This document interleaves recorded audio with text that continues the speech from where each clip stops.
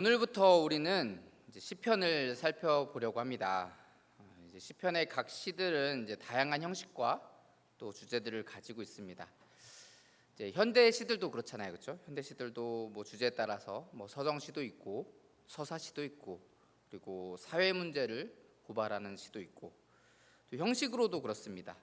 정형 시도 있고 뭐 자유 시도 있고 산문 시도 있고 이런 다양한 시들이 있는 것과 같이 시편도 형식과 그 주제에 따라서 여러 장르로 우리가 구분할 수 있는데 우리는 이러한 시편의 대표적인 몇 가지 장르들을 좀 함께 살펴보려고 합니다. 먼저 이제 시편이 어떤 책인지에 대해서 간단하게 좀 설명을 좀 드리려고 합니다.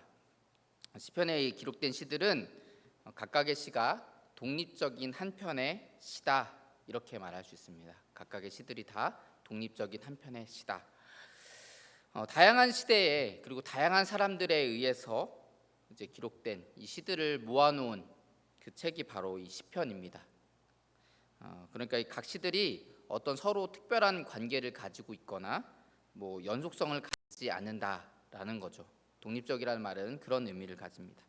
이 말이 무슨 말이냐면 우리가 이제 성경을 해석할 때 이제 가장 중요한 것 중에 하나가 바로 이 문맥적인 해석이에요. 문맥을 살펴본다라는 겁니다. 이제 어떤 사건이나 말 또는 어떤 구절이 이제 어떠한 상황에서 나온 것인지를 살펴보는 게 중요하다라는 것이죠. 우리가 이제 악마의 편집이라는 말을 하죠. 악마의 편집이라는 말을 썼습니다.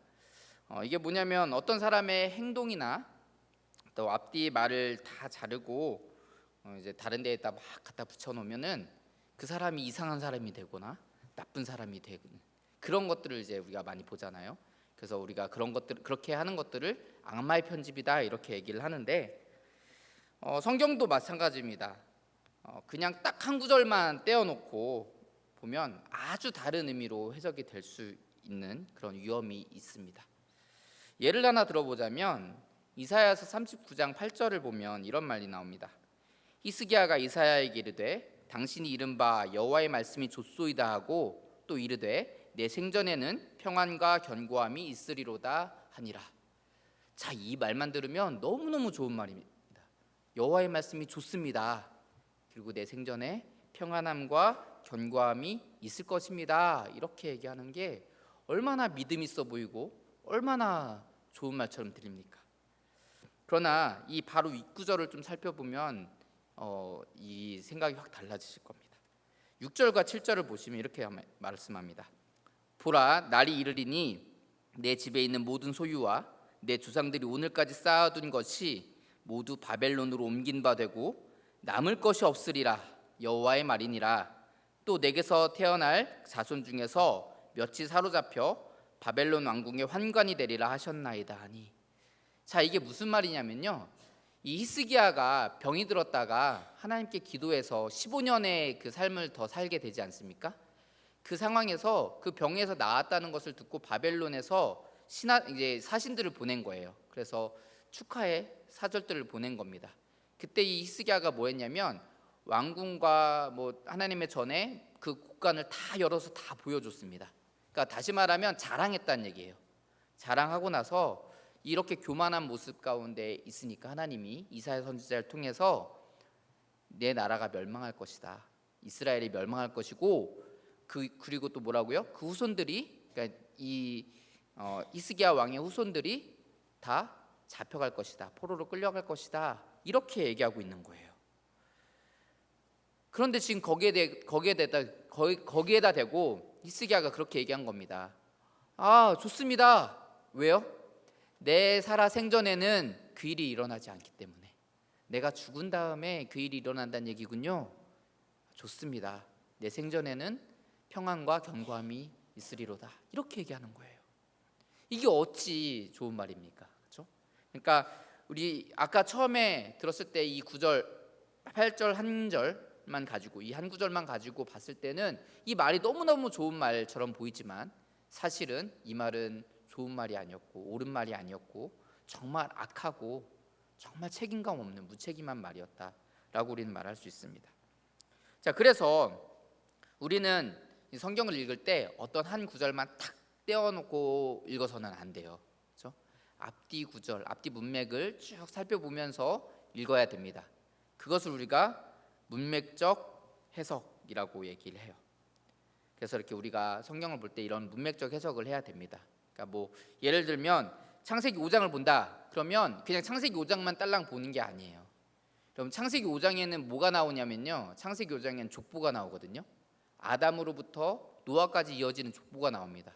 근데 그 족보만 놓고 보면 이게 무슨 말을 하려고 써놓은 책인지를 알 수가 없어요.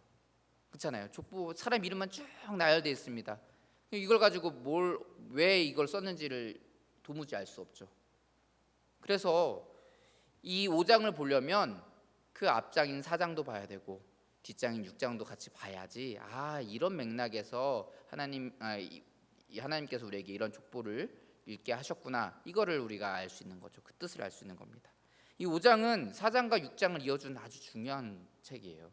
중요한 장입니다.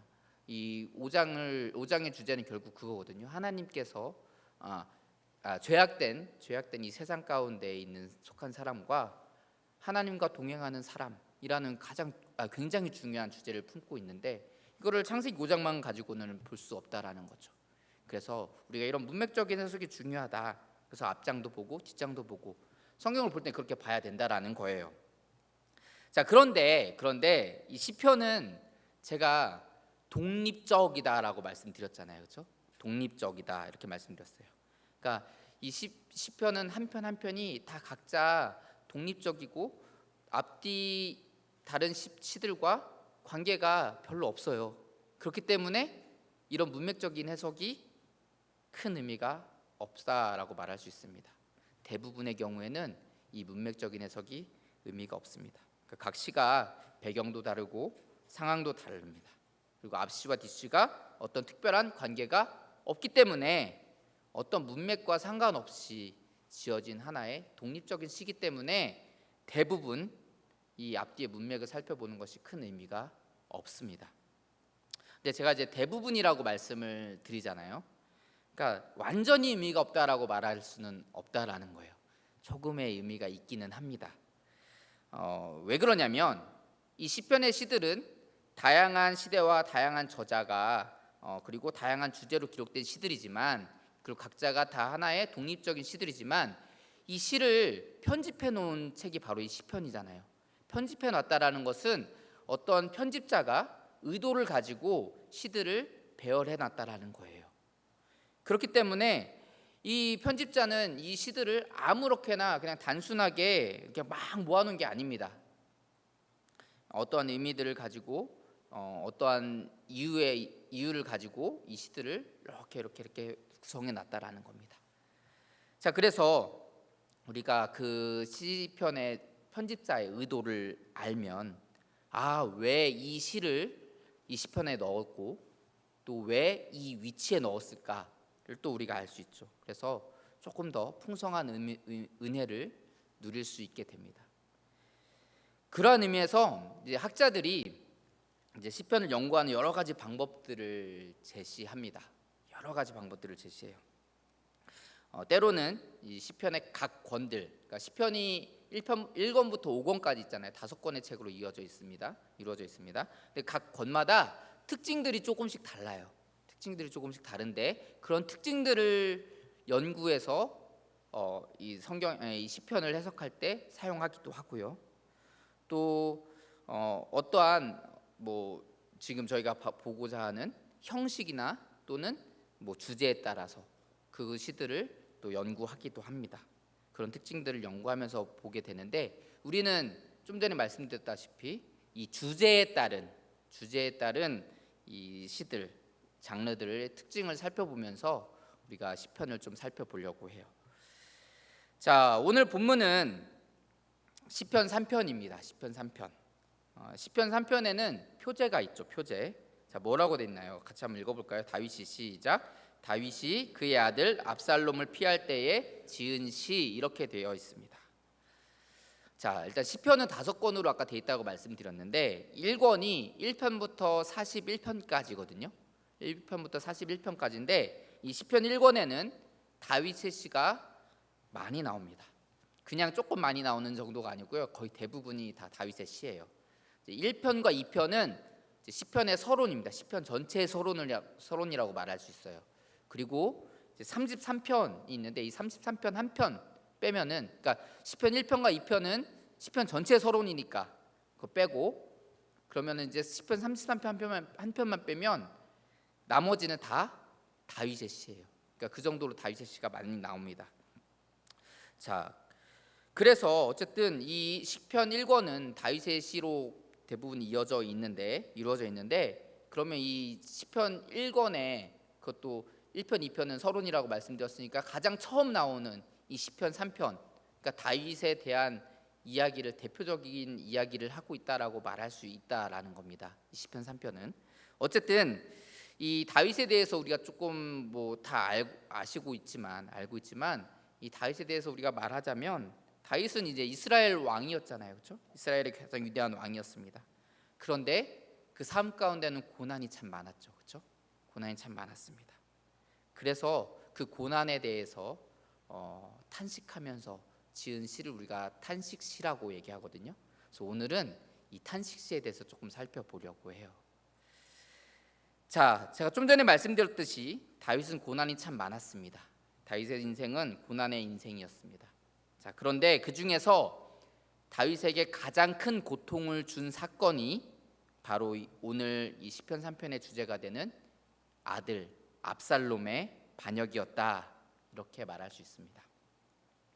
1절을 보면 다윗이 이렇게 한탄합니다. 다윗이 여호와여, 나의 대적이 어찌 그리 많은지요, 일어나 나를 치는 자가 많으니이다. 자, 다윗이 이렇게 탄식을 합니다. 제가 좀 전에 말씀드렸듯이 오늘 본문 시편 3편은 다윗이 지은 탄식시입니다. 고난 가운데 지은 탄식시예요. 그런데 우리가 이 시편 3편을 읽으면서 그냥 다윗이 고난을 당했다, 그럼에도 하나님을 의지하고 구원을 요청했다, 이것으로도 사실 우리에게 은혜가 되긴 합니다, 그렇죠? 고난 가운데서도 하나님께 구원을 요청하는 그 모습도 우리에게 은혜가 돼요. 그러나 조금 더 깊은 묵상에 들어가기 위해서는 우리는 이 탄식시가 어떤 형식을 가지고 있는지, 어떤 특성을 가지고 있는지를 살펴보면 좋습니다. 그래서 오늘 그걸 같이 살펴볼 텐데, 이 고든 디피와 더글라스 스튜어트라는 사람이 있어요. 이 두 학자가 공저한 책이 하나 있는데, 성경을 어떻게 읽을 것인가라는 책이 있어요. 그 책에서 이들은 이제 탄식시가 어떠한 패턴을 가지고 있는지를 설명을 합니다. 이들은 이제 이 탄식시가 6가지의 요소로 구성되어 있다라고 말하는데, 보시면 처음에 대상, 그리고 불평, 신뢰, 구원, 확신, 찬양, 이렇게 6가지 구성 요소로, 이 패턴으로 이 탄식시들이 구성이 되어 있다라고 말을 합니다. 먼저 이제 자신이 기도하는 대상이 누구인지에 대해서 밝히는 것이 또 중요하겠죠. 그래서 자신이 기도한 대상에 대해서 먼저 밝히고요. 그 다음에 불평이라고 되어 있는데, 이 불평은 자신이 처한 상황을 그대로 솔직하게 토로하는 거예요. 조금 뭐 이렇게 다듬어서 하는 것이 아니라 그냥 솔직하게 하나님 앞에 나 이런 어려움이 있습니다, 이런 고난이 있습니다, 이런 고통이 있습니다, 솔직하게 토로하는 것입니다. 그런데 그렇게 솔직하게 자신의 어려움을 하나님 앞에 토해내지만 곧바로 그럼에도 자신을 지켜주실 하나님에 대한 신뢰를 표현해요. 그러니까 불평만 하는 것이 아니라 그럼에도 불구하고 나는 하나님을 신뢰한다라는 것을 표현합니다. 그리고 나서 자신을 구원해 주실 것에 대해서 요청을 해요. 그런데 그 요청이 그냥 하나님 제발 나를 좀 어떻게 좀 도와주세요, 여기서 끝나는 것이 아니라 확신을 하면서 요청합니다. 하나님께서 나를 구원하셨다라는 확신 가운데 구원에 대한 요청을 하게 돼요. 그리고 나서 이렇게 하나님께서 나를 구원하신 것에 대해서 찬양하면서 시를 마무리합니다. 이것이 이제 탄식시의 패턴이다라고 말을 합니다. 자, 그래서 오늘 보면 시편 3편에 이것을 좀 대입을 해보자면, 먼저 여호와여 이렇게 시작하잖아요, 그렇죠? 자신이 기도하는 대상에 대해서 말합니다. 여호와여, 그렇게 시를 시작하고, 그리고 나서 자신이 처한 상황에 대해서 얘기합니다. 여호와여, 나의 대적이 어찌 그리 많은지요. 일어나 나를 치는 자가 많으니이다. 이렇게 얘기합니다. 다윗은 이런 고백을 할 수밖에 없는 사람이었던 것 같아요. 왜냐하면 그의 인생 가운데 그를 대적하는 사람들이 너무나도 많았습니다. 그의 가족들, 그의 부모와 형제들에게도 다윗은 그렇게 좋은 대우를 받았던 것 같지는 않아요. 우리가 그 사무엘이 이제 다윗에게 기름 붓기 위해서 찾아왔을 때를 생각해 보시면 형제들은 다 집에 있는데 혼자만 양치고 있었잖아요, 그렇죠? 그리고 부모님의 심부름으로 전쟁터에 나가 있는 형들을 찾아갔을 때도 형들이 구박을 합니다. 여기 왜 왔냐? 전쟁 구경하러 왔냐? 막 이렇게 화를 내요. 자기는 심부름 왔는데, 그죠? 그렇게 이제 가족들에게도 그렇게 좋은 대접을 받지 않았고요. 그리고 오랫동안 사울 왕에게 의해서 죽음에 대한 위협을 받았습니다. 그리고 사울 왕이 죽은 후에도 유다 지파를 제외하고는 이 다윗을 왕으로 인정하지 않으려고 했어요. 그리고 나중에 이스라엘의 왕이 된 후에도 그는 수많은 적들과 함께 싸워야 했습니다. 그럼에도 그의 마음을 가장 괴롭게 했던 사건은 아까도 말씀드렸지만 바로 자기가 가장 사랑했던 이 아들의 반역이었을 것입니다. 그러한 가장 괴로운 그 고통의 상황 속에서 다윗이 오늘 이 시편 3편에 고백을 하고 있는 것입니다. 계속해서 2절을 보면 또 이렇게 말합니다. 많은 사람이 나를 대적하여 말하기를 그는 하나님께 구원을 받지 못한다 하나이다. 다윗은 아들의 반역이라는 괴로운 상황 가운데 있었는데 그를 더욱 힘들게 했던 것은 사람들의 조롱이었던 거죠. 사람들이 이를 조롱했던 겁니다. 특별히 우리가 대표적인 사람이 바로 사울의 친족이었던 시므이라는 사람입니다. 이 사람이 계속 다윗을 쫓아오면서 다윗을 막 저주하고 조롱합니다. 다윗은 이렇게 아들에게 배반을 당하고 또 사람들에게 조롱받는 그 고통과 어려움 가운데 놓여 있었습니다. 다윗은 그런 상황 가운데서 하나님 앞에 이러한 자신의 상황에 대해 솔직하게 지금 토로하고 있는 거예요. 하나님, 전 이렇게 고통받고 있습니다. 이렇게 지금 괴로운 상황 가운데 있습니다. 이렇게 토로하는 거죠. 그리고 아까 제가 말씀드렸죠. 이 불만과 불평에서 끝나는 것이 아니라 이제 탄식시의 구조를 보면 바로 신뢰하는, 하나님을 향한 신뢰를 표현한다라고 말씀드렸어요. 3절부터 다윗은 절망에 머물러 있지 않고 하나님이 어떤 분이신지에 대해서 말씀을 합니다. 3절과 4절을 보면 이렇게 말씀합니다. 여호와여, 주는 나의 방패시요 나의 영광이시요 나의 머리를 드시는 자이시니이다. 내가 나의 목소리로 여호와께 부르짖으니 그의 성산에서 응답하시는도다. 하나님은 나의 방패가 되시고 나의 영광이십니다. 나의 머리를 드시는 자, 그러니까 내가 지금은 왕의 자리에서 쫓겨나와 있지만 다시 그 권위를 회복시켜 주실 분이시다라는 것을 의미하는 겁니다. 그렇게 고백합니다. 그리고 분명히 자신의 기도에 응답하실 것이다 이렇게 선포하고 있습니다. 하나님에 대한 신뢰를 드러내는 거죠. 이어서 5절과 6절에서도 계속해서 하나님에 대한 신뢰를 표현합니다. 내가 누워 자고 깨었으니 여호와께서 나를 붙드심이로다. 천만인이 나를 애워싸 진친다 하여도 나는 두려워하지 아니하리이다.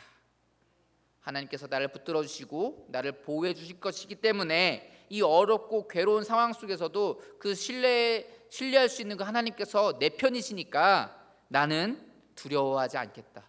10,000,000명이 나를 둘러싸고 에워싸고 지친다 해도 나는 두려워하지 않겠습니다. 이렇게 말씀합니다. 여기까지 보면 기도의 대상인 여호와 하나님을 부르고 자신의 어려운 심경을 토로하고 그 가운데서도 그 기도에 응답하시고 자신을 지켜주실 하나님을 신뢰한다 이렇게 고백하고 있는 것입니다.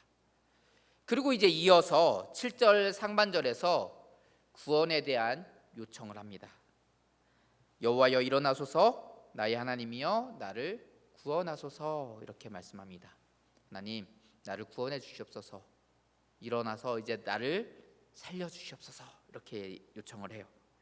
그리고 이제 하반절에서 아까도 말씀드렸듯이 그냥 단순한 구원에 대한 요청이 아니라 하나님이 이미 그렇게 하셨음을 확신하면서 얘기하거든요. 보시면 이렇게 말씀합니다. 주께서 나의 모든 원수의 뺨을 치시며 악인의 일을 꺾으셨나이다. 그러니까 이미 하셨다라는 거예요. 하실 것이다가 아니잖아요, 그렇죠? 꺾으실 것입니다가 아니라 이 일을 꺾으셨나이다. 나의 모든 원수의 뺨을 치시며 악인의 일을 꺾으셨나이다. 이미 하셨다라는 거예요. 이미 승리하셨다라는 것을 확신하며 이렇게 나아가고 있는 것입니다. 그리고 이제 마지막 8절을 보면 이렇게 말씀합니다. 구원은 여호와께 있사오니 주의 복을 주의 백성에게 내리소서. 구원이 여호와 하나님께 달려 있습니다. 구원은 하나님께로부터 오는 것입니다 라고 하나님을 찬양하고 있습니다. 그 구원을 하실, 자기 자신을 구원해 주실 그 하나님을 찬양하면서 시를 마칩니다. 탄식시로 구분되는 모든 시가 다 이러한 구성을 가지고 있지는 않습니다. 무언가를 이제 강조하거나 또 특별한 의도가 있을 때에 어떠한 구성 요소를 더하거나 빼기도 합니다. 아니면 순서가 바뀔 때도 있고요. 그러나 그러니까 그럴 때는 이제 우리가 어떻게 보냐면 이거를 왜 그렇게 했는지를 좀 볼 수가 있어요. 왜 그렇게 했는지를 보고 우리가 이렇게 이것을 강조하기 위해서 그랬구나, 이것을 얘기하고 싶었구나 이렇게 볼 수 있는데 이제 그럴 때 빼고 대부분의 경우에는 지금 탄식시는 이런 구조로 형성되어 있다라고 우리는 말할 수 있습니다. 특히 지금 우리가 봤던 시편 3편은 그렇게 구조를 따라가고 있죠. 그런 기본적인 구조를 따라가고 있는 이 시편 3편을 통해서 우리는 고난과 어려움을 통해서 어려움 가운데 있을 때에 우리가 어떻게 주님 앞에 기도해야 하는지를 생각해 볼 수 있습니다. 여러분, 시편에 여러 장르들이 있다고 말씀드렸잖아요. 근데 그 중에서 이 주제로 봤을 때 가장 많은 비중을 차지하는 것이 바로 오늘 우리가 이렇게 함께 살펴본 탄식시입니다. 물론 이제 이런 탄식시는 개인적인 탄식시도 있고 또 국가와 민족에 관한 탄식시도 있긴 합니다. 어쨌든 이 고난과 어려움 가운데서 하나님께 구원을 요청하는 기도가 가장 많다라는 거예요. 사실 우리도 그렇지 않습니까, 여러분? 여러분, 우리가 기도할 때 생각해 보세요. 내가 가장 많이 기도하는 주제가 무엇입니까? 감사해서 할 때도 있고 물론 하나님을 찬양하는 기도를 할 때도 있지만 가장 많이 하는 기도가 고난과 어려움 속에서 하나님 도와주세요 하는 기도를 할 때가 가장 많지 않습니까? 그러한 고난과 고통 가운데 기도할 때 오늘 우리가 이렇게 함께 살펴봤던 이 탄식시의 구도를 좀 생각하면서 기도해 보셨으면 좋겠어요. 그러니까 그냥 하나님 도와주세요로 끝나는 것이 아니라 오늘 이 구조를 좀 생각하면서 기도해 보시면 좋을 것 같아요. 먼저 하나님의 이름을 부르고 그리고 내가 처한 상황에 대해서 하나님 앞에 솔직하게 털어놓고 그러나 솔직하게 털어놓되 그냥 불만 불평해서 끝나는 것이 아니라 그럼에도 불구하고 이런 어려움 가운데 있음에도 불구하고 내가 하나님을 신뢰합니다 라는 것을 표현하면서 그러면서 또 구원의 확신을 가지고 기도하는 모습, 그리고 나서 마지막에는 하나님을 찬양하면서 기도를 마치는 그런 우리들의 기도의 모습들이 있었으면 좋겠습니다. 그래서 제가 오늘 이 탄식시를 가져온 거는 우리가 이렇게 기도했으면 좋겠다라는 마음이었어요. 그래서 가장 많은 기도를 차지하는 이 탄식에 대한 기도, 고난과 어려움 속에서 하나님 나를 구원해 주세요, 나를 도와주세요 기도할 때 지금 우리가 함께 살펴본 이러한 구조를 생각하면서 기도하시고 하나님 앞에 나아가시길 바랍니다.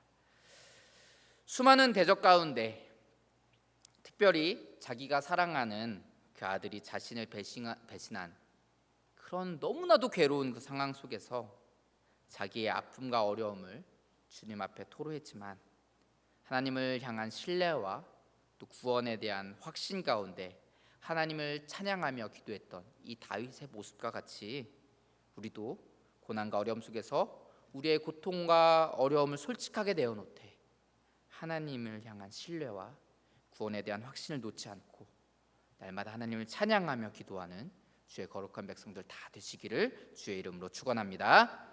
기도하겠습니다. 사랑의 하나님, 부족하고 연약한 저희들을 사랑하여 주시고 날마다 인도하여 주심을 감사드립니다.